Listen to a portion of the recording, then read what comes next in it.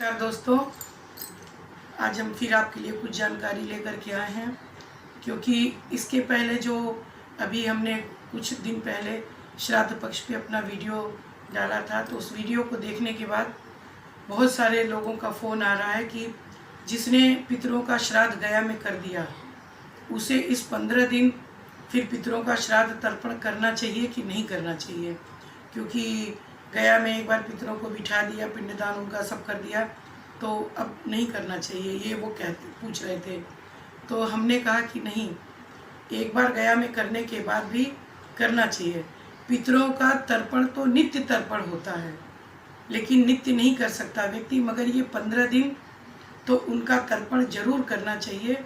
क्योंकि ऐसा कहते हैं कि पितरों को, जीवात्मा को 15 दिन के लिए भगवान मुक्त कर देते हैं कि जाओ धरती पर और देखो कि तुम्हारे वंशज तुम्हें कितना याद कर रहे हैं, क्या श्रद्धा दे रहे हैं। क्योंकि श्राद्ध का अर्थ ही है श्रद्धा। और कुछ लोग ये पूछ रहे थे कि क्या छोटा सा पिंड देने से पितर तक कैसे पहुंच जाता है, हम जल देते हैं, तिल देते हैं, कुछ भी अर्पण करते हैं, कैसे पहुंचता है। तो देव और भगवान और पितर, ईश्वर, देवता और हमारे पितर, ये सूक्ष्म रूप से अपनी हर पूजा को स्वीकार करते हैं। भगवान की भी तो पूजा करके हम भोग लगाते हैं तो हम देख नहीं पाते, लेकिन भगवान भी उसे स्वीकार करते हैं। तो उसी तरह सूक्ष्म रूप से पितर भी हमारे द्वारा दी गई हर श्रद्धा को, हर पूजा को स्वीकार करते हैं। ऐसा हम नहीं कर रहे हैं। स्कंद पुराण में इसका विस्तृत वर्णन है, जो अभी इतने विस्तार से बताना संभव नहीं है। अपने गोत्र का नाम लेकर, इसीलिए कहते हैं कि देव ऋण, पितृ ऋण, मातृ ऋण, ऋषि ऋण, गुरु ऋण, कई ऋण हमारे ऊपर होता है। तो इसीलिए तर्पण करते समय हम अपना नाम लेते हैं, अपने गोत्र का नाम लेते हैं। क्योंकि जो हमारे पितर चले गए, हम उन्हीं के तो डीएनए हैं, तो उनका तर्पण करके हम अपना मार्ग प्रशस्त करते हैं। एक बार 1974-75 मैंने कहीं पढ़ा है कि वाराणसी में सांग वेद विद्यालय में धर्म सभा हो रही थी, जिस सभा की अध्यक्षता करपात्री जी महाराज कर रहे थे। और मुख्य विशिष्ट अतिथि न्याय विभाग के विभागाध्यक्ष संस्कृत विश्वविद्यालय के बद्रीनाथ शुक्ल जी थे। तो यही प्रश्न उन्होंने करपात्री जी से पूछा था, उस सभा में पूछा था कि क्या गया में श्राद्ध कर देने के बाद पितरों का तर्पण करना चाहिए पुनः कि नहीं करना चाहिए। तो उन्होंने इसका बहुत विस्तृत जवाब दिया था संस्कृत के तमाम श्लोकों के द्वारा, जो हम संक्षेप में यही बताएंगे कि हाँ, करना चाहिए। इसीलिए गया में जब हम श्राद्ध करते हैं, हम खुद कर चुके हैं गया में अपने पितरों का श्राद्ध, तो पूजा के समापन के समय ब्राह्मण जो मंत्र बोलता है, वो क्या बोलता है?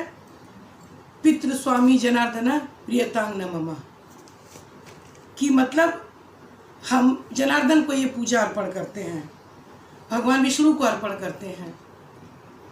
तो विष्णु के द्वारा, पितरों के द्वारा सब हमारी पूजा स्वीकार की जाती है। इसीलिए कहते हैं कि पितरों का पिंड दान तर्पण जब करते हैं तो पितरों को तुलसी दल बहुत प्रिय है, तुलसी बहुत प्रिय है। और आप सोचिए, तुलसी तो विष्णु को भी बहुत प्रिय है। तो काला तिल, जौ का आटा, कभी कहीं चावल के उससे करते हैं, कहीं कहीं पे आप पिंडदान करने चाहिए तो खोआ से पिंड करवाते हैं। जो आपकी श्रद्धा वो करिए। गया के श्राद्ध का ये था कि एक बार वहाँ कर दिया तो जिनकी आर्थिक क्षमता नहीं है, एक बार वहाँ कर दिए तो हो गया। लेकिन जो समर्थवान हैं, जो हर इस 15 दिन में कर सकते हैं, ब्राह्मण को भोजन दे सकते हैं, दान कर सकते हैं, उनके निमित्त खर्च कर सकते हैं, क्योंकि उन्हीं का दिया तो हमारे पास सब कुछ है। तो निश्चय रूप से करना चाहिए, क्योंकि ये हमारा कर्तव्य है, धर्म है। यह भी शास्त्र में कहा गया है कि अगर पुत्र नहीं है, किसी के पुत्र पौत्र पपौत्र नहीं है, तो इसका अधिकार बेटी के बेटे को, दौहित्र को इसका अधिकार है, अर्थात बेटी के बेटे नाती को, वो कर सकता है, पितरों को वो प्राप्त होता है। इस परिवार का कोई भी एक व्यक्ति श्राद्ध तर्पण करता है इस 15 दिन, उनके निमित्त कुछ भी करता है, श्रीमद् भागवत का पाठ करता है या करवाता है, तो कहते हैं श्रीमद् भागवत का पाठ करने और करवाने से, सुनने से 7 पीढ़ियाँ मुक्त हो जाती हैं। इसलिए कोशिश करिए कि इस 15 दिन के समयावधि में हो सके तो भागवत का पाठ करवाइए पितरों के निमित्त। नहीं करवा सकते तो स्वयं उसका पठन करिए, कुछ भी करिए, 4 श्लोक, 5 श्लोक, 11 श्लोक, जो क्षमता हो पढ़िए और उनके चरणों में अर्पित करिए, उन्हें सुनाइए। इसका बहुत पुण्य मिलता है। और मन से ये शंका बिल्कुल निकाल दीजिए कि एक बार गया में श्राद्ध हो गया तो फिर पितरों का हम नहीं कर सकते, उनको हम बार बार बैठा दिए तो उठा नहीं सकते। ऐसा नहीं है, वो बैठते नहीं हैं, उनको बिठा के हम अपनी मुक्ति कर लेते हैं। कि बार बार इस 15 दिन के जो नहीं संस्कार को अपने कर पाते तो वो सोचते हैं कि हमने एक बार वहाँ कर दिया, मुक्त हो गए। लेकिन ऐसा नहीं है, उन्हें तो नित्य तर्पण देना चाहिए, करना चाहिए, हमारा धर्म ये कहता है। लेकिन इस 15 दिन जरूर करिए। क्यों कि अगर पितर रुष्ट हैं, पितृ नाराज हैं, तो घर में कलह, क्लेश, संतानहीनता, संतान की उन्नति में बाधा, अनेक अवरोध आते हैं। बच्चे अगर पढ़ लिए तो मन के अनुकूल नौकरी नहीं मिलती, हर कार्य में रुकावट। इसलिए हम लोग किसी की कुंडली देखते हैं या कोई आता है और अगर उसकी समस्या पूछते हैं तो कुंडली देखने से पहले ही अगर वो अपनी समस्याओं की लिस्ट बताना शुरू करता है और उनमें ये समस्याएं शामिल हैं कि बेटी का विवाह नहीं हो रहा है, बहुत परेशान है, बेटे की नौकरी नहीं लग रही, बहुत परेशान है, घर में हमेशा कलह क्लेश मचा है, तो हम समझ लेते हैं कि इसके घर के पितर अतृप्त हैं, पितर दोष इसके यहाँ है। ये जब तक पितरों की पूजा नहीं करेगा, उनके तर्पण नहीं करेगा, उनकी मुक्ति नहीं करेगा, इसके कार्यों में आगे बरकत नहीं होगी।